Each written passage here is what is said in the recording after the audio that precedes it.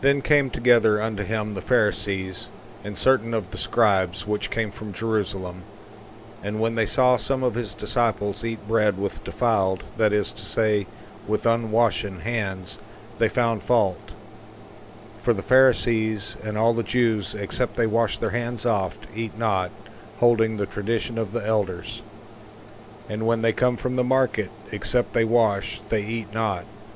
And many other things there be, which they have received to hold, as the washing of cups and pots, brazen vessels, and of tables.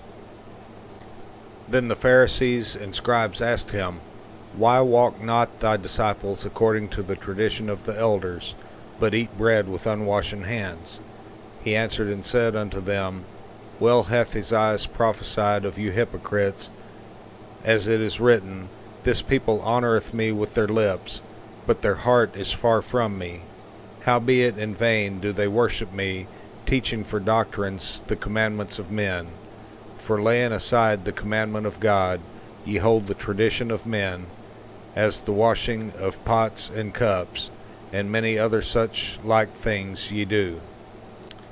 And he said unto them, Full well ye reject the commandment of God, that ye may keep your own tradition. For Moses said, Honour thy father and thy mother, and whoso curseth father or mother, let him die the death. But ye say, If a man shall say to his father or mother, It is Corban, that is to say, a gift, by whatsoever thou mightest be profited by me, he shall be free.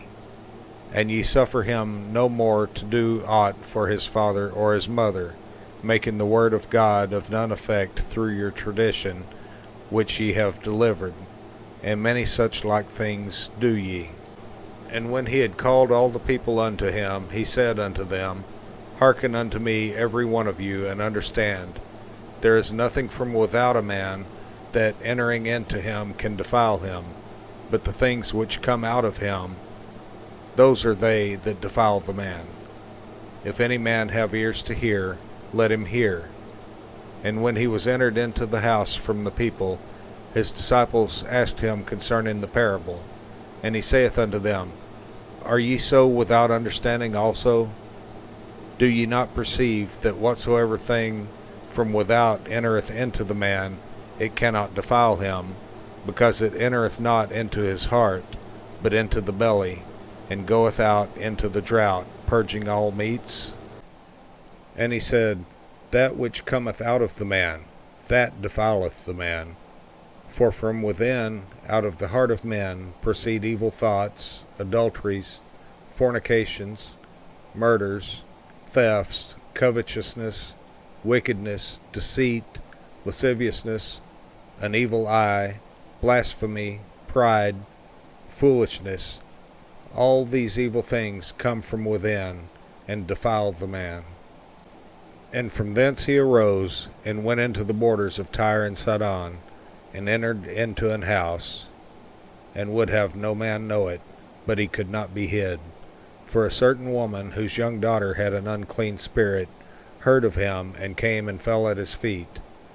The woman was a Greek, a Syrophoenician by nation, and she besought him that he would cast forth the devil out of her daughter. But Jesus said unto her, Let the children first be filled, for it is not meet to take the children's bread, and to cast it unto the dogs. And she answered and said unto him, Yes, Lord, yet the dogs under the table eat of the children's crumbs. And he said unto her, For this saying, Go thy way, the devil is gone out of thy daughter.